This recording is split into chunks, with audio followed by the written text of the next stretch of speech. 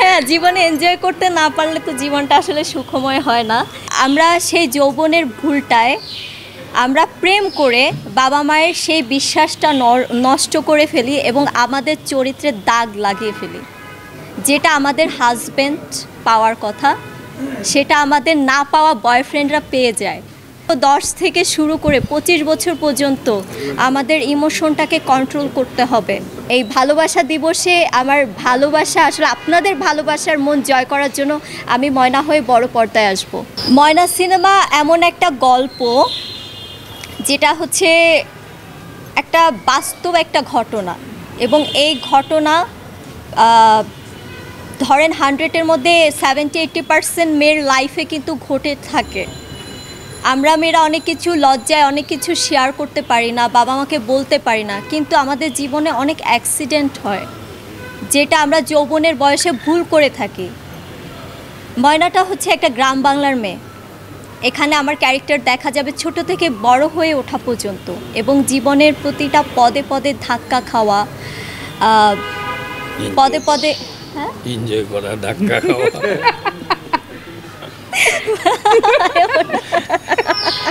হ্যাঁ, জীবনে এনজয় করতে না পারলে তো জীবনটা আসলে সুখময় হয় না। হ্যাঁ, উনি একটা কথা বলেছেন আমার প্রডিউসার ভাই যে জীবনে এগিয়ে মানে জীবন চলার পথে ধাক্কা খাওয়া মানে প্রথমে এনজয় করা, সেখান থেকে আপনার ধাক্কা খাওয়া যেটাকে বলে, তারপর হচ্ছে নিজেকে শুধরানো। তো ময়নার গল্পতে আমাদের সর্বপ্রথমে একটা কথা বলি, এটা হচ্ছে আমাদের গার্ডিয়ানের ক্ষেত্রে। তা আমাদের বাবা মারা কিন্তু আমাদের বিশ্বাস করে স্কুল বলেন, কলেজ বলেন, কোথাও যাওয়া বলেন, বিশ্বাস করে কিন্তু একটা মেয়েকে ছাড়েন। কিন্তু আমরা সেই যৌবনের ভুলটায় আমরা প্রেম করে বাবা মায়ের সেই বিশ্বাসটা নষ্ট করে ফেলি এবং আমাদের চরিত্রে দাগ লাগিয়ে ফেলি। যেটা আমাদের হাজব্যান্ড পাওয়ার কথা সেটা আমাদের না পাওয়া বয়ফ্রেন্ডরা পেয়ে যায়, যার জন্য ওই জীবনের ওই সময়টা আমরা থাকি ব্যর্থ।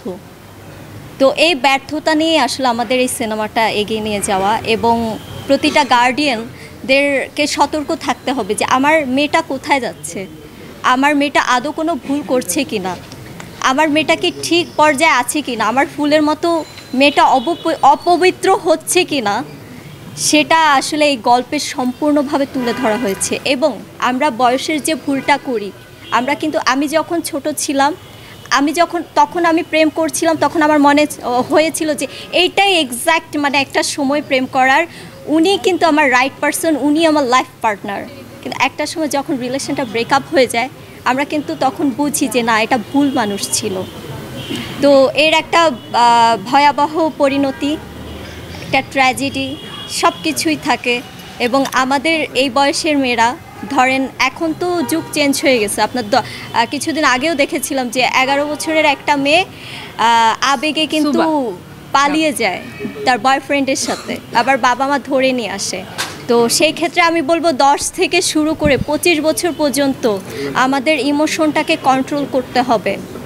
প্রতিটা মেয়েদেরকে বলছি বা ছেলেদেরকে বলছি, একটা মেয়ে যদি একটা ভুল করে তার সাথে জড়িত থাকে একটা ছেলে, এবং ছেলেদেরও কিন্তু সেখানে আমাদের সাপোর্ট মানে ওইভাবে কন্ট্রোল করতে হবে। মানে আমার দায়িত্ব শুধু আমার একার না, আমার দায়িত্ব আমার গার্ডিয়ান বাবা মা, আমার দায়িত্ব আমার স্কুলের টিচার, আমার দায়িত্ব আমার ফ্রেন্ডের, ক্লাসমেট, এবং আমার যে ভালোবাসার মানুষ থাকবে তারও। পুরুষদের দিকেও আমি এগিয়ে নিয়ে যাব যে তাদের একটা ভালোবাসার মানুষ ছাড়া, গার্লফ্রেন্ড বউ ছাড়া অন্য কোনো মেয়ে যদি কোনো বিপদে পড়ে, তাদের অসহায়ত্বের সুযোগ না নিয়ে তাদেরকে রক্ষা করা দায়িত্ব। তো আমার এই সিনেমা, অনেক কথাই বলে ফেললাম, এই সিনেমা অবভিয়াসলি হলে আসবেন, হলে দেখবেন। এই ভালোবাসা দিবসে আমার ভালোবাসা আসলে আপনাদের ভালোবাসার মন জয় করার জন্য আমি ময়না হয়ে বড় পর্দায় আসব। এবং লাস্ট একটা কথা আমি বলে যাচ্ছি, ময়না সিনেমায় আমার অনেক কিছু সিন আমার করতে হয়েছিল, যেটা অনেকে ট্রেলারে দেখেছেন, দেখার পরে অনেকে বাজে মন্তব্য করেছেন, আবার অনেকে বলেছেন ক্যারেক্টার অনুযায়ী আমি ঠিক ছিলাম।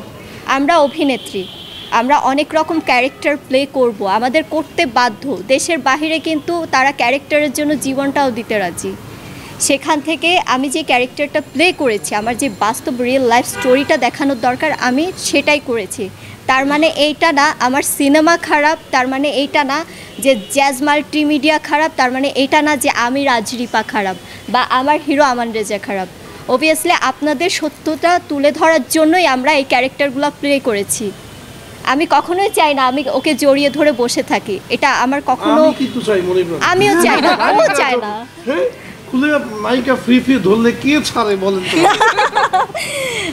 এর জন্য অনেক বকাও খেয়েছি। পরের ছবিতে এরকম আর একটা দুইটা সিন রাখো না, গল্প অনুযায়ী হলে তো করব না, গল্পের বাইরেও আই ডোন্ট মাইন্ড। হ্যাঁ, অনেক খুকুন ভাই কেটে দিল।